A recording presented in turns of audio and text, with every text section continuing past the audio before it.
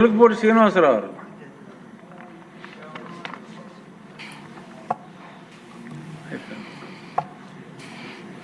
అధ్యక్ష, ధన్యవాదాలు అధ్యక్ష. రాష్ట్ర వ్యాప్తంగా ఈ ఉపాధి హామీకి సంబంధించి వచ్చిన ముఖ్యంగా ఫీల్డ్ అసిస్టెంట్ల ఆధ్వర్యంలో జరిగే అవినీతికి సంబంధించిన ఈ చర్చలో తిరువూరు శాసనసభ్యునిగా నా విజ్ఞప్తి, మా తిరువూరు నియోజకవర్గంలో 77 మంది ఫీల్డ్ అసిస్టెంట్లు ఉన్నారు.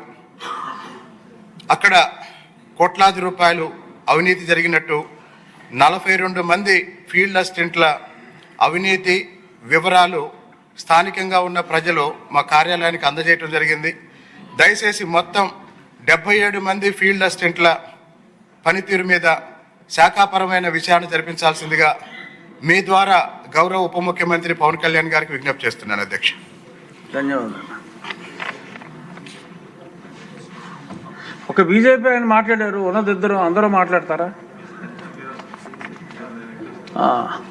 పెద్దలు పవన్ కళ్యాణ్ గారికి సమాధానం చెప్పే ముందు చిన్న మనవి నా సైడ్ నుంచి ఏంటంటే, ఈ జిల్లాల విభజన సమయంలో పశ్చిమ గోదావరి జిల్లా ఒక ఎగ్జాంపుల్గా తీసుకుంటే, మా వెట్లాండ్ అంతా పశ్చిమ గోదావరి, కొంత డ్రైల్యాండ్ ఏలూరు జిల్లాగా మారింది. అక్కడ ఏలూరు జిల్లాకి ఎన్ఆర్జీఎస్ పనుల నిమిత్తం నియోజకవర్గానికి 16-17 కోట్లు, మా పశ్చిమ గోదావరి జిల్లాకి కేవలం 4.5 కోట్లు మాత్రమే రావటం జరిగింది. అలాగే కొన్ని చోట్ల ఆ విడిపోయిన జిల్లాల్లో కొందరికి అతి న్యాయం, కొందరికి అన్యాయం జరిగింది. సో అంటే గతంలో అయితే ఇబ్బంది లేదు. ఇంకా జిల్లా పరిషత్, ఒక్క నిమిషం ఆగండి, అది అన్యాయం అని కాదు, నేను చెప్పేది అంటే చెప్పలేమండి, మీరు ఇంటర్ఫేర్ అవటం కాదు, మంత్రి గారికి చెప్తున్నా. సో ఇక్కడ